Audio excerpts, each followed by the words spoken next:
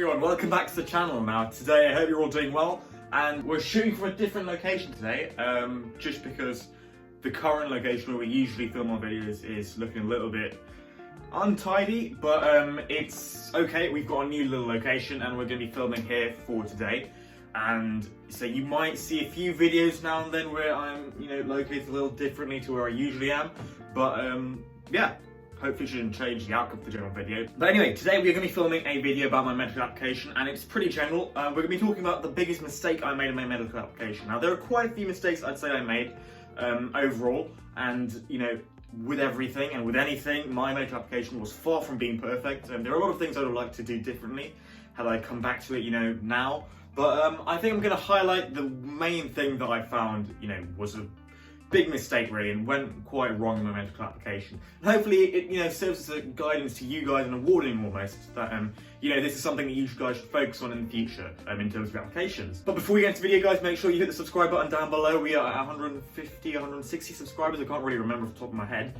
but yeah, we want to keep going, keep marching on 200 subscribers.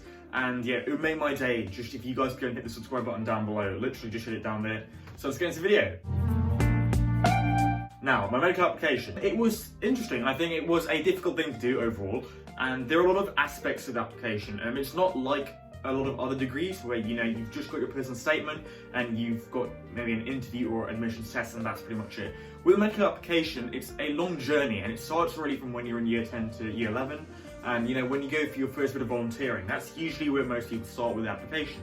Now for me, I think I went about most of those things with the right sort of approach, and I think it meant that I felt a lot more comfortable going into universities because from early doors I knew what I was doing, and really I knew what to do.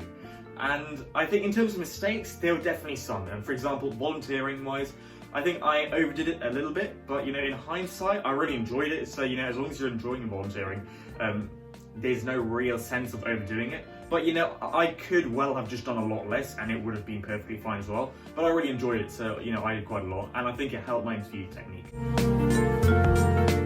In terms of work experience, again, very similar. Work experience, I didn't really do much, but I think genuinely with work experience, the maximum you need to do is 1 week in a hospital, 1 week in a GP, and maybe another week somewhere else if you want to. But yeah, it's 2 to 3 weeks really, and that's all you need. In terms of mistakes at work experience, I think that I was a little bit shy initially in work experience, and it meant that I didn't ask a lot of questions, so I didn't get my voice across. And as a work experience medical student in a hospital, you're the person in the hospital who has the least amount of knowledge. Let's be honest, no one expects anything out of you, and it means that you can ask literally any question and get away with it. When you're a junior doctor or when you're a consultant, you're going to be expected to know a significant number of things, and you can't really ask anything because there's some things that you're going to be expected to know. But as a work experience student, you have this sort of luxury of being able to ask any question you want, but no one's really going to judge you by it. So I would say the one thing I would do in my work experience, if I had the time to do it again, would possibly to be more would possibly to ask more questions. It's really useful to actually use your experience rather than just to use it as sort of a tick box thing to say that you've done work experience.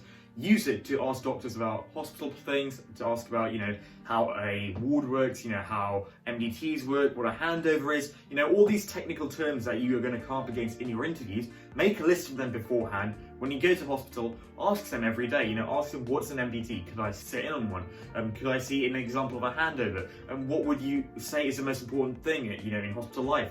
Ask them all these questions because they're more than happy to help out a fellow young prospective medic. So I would say definitely for work experience, the main thing to do is to ask questions and get involved.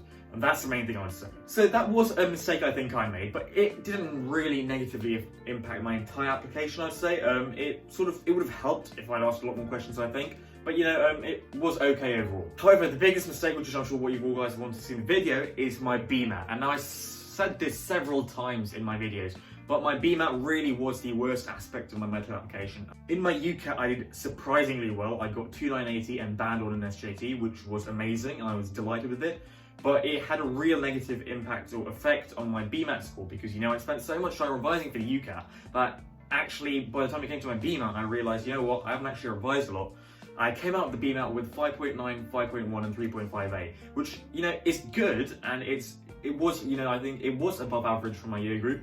But comparing that to UCAT, where I got in the top 3% of all test takers, and comparing to the BMAT, where I just snuck into the top 50% of Section 2, you can see why that might be a little bit of a disappointment to me. And seeing as, I wanted to go to Imperial and King's College, well, I'm at Imperial now, but, seeing as that was my top choice, I really want to get a high BMAT score. What's lucky is Imperial College don't actually care too much about the BMAT. So for example, if you don't do too well, but you do okay, you get around a 5 to 6 score on all of your sections, and you get at least a 3.5 on your essay, they're more than happy to accept it.